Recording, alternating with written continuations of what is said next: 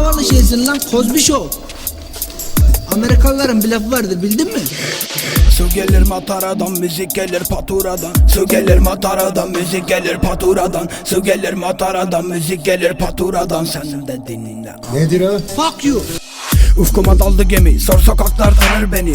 Ben kimim, hiç yerinde duramayan bir serseri. Bu kimin eseri, tabi nefidim kesenin. Ağzından çıkan laf değil, isterseniz gaf değil. 2 yıldır boş durunca saldıranlar yok bugün. Bak aç modemini asıp kes, klavyende var tuşunda. Sen salla gitsin, orada denk gelirsek boş sokakta. Baldırında kan olacak, bir de çakkımın ucunda. Ring olacak kaldırımlar, seyredalar binalar. Gelme benim kuyum dar, tek derdiniz benim lan. Bahsedip de giremediğiniz sokaklarda huzur var. Bu köyde çok gezen okurdu, kapanlar kapar.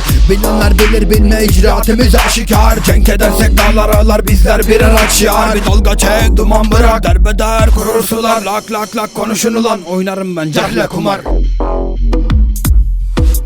Rap'i seven az değil mi, bizi seven aspirin atsın.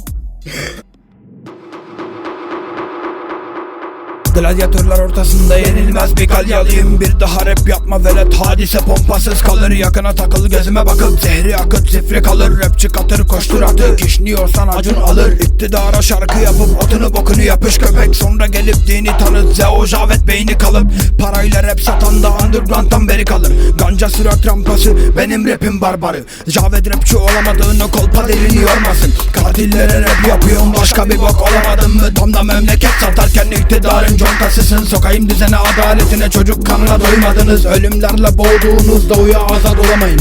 Nefret gösterdiğinizden sakın sevgi aramayın. Aramayın lan, aramayın, aramayın. Fuck em. Mediko kapaviten ya.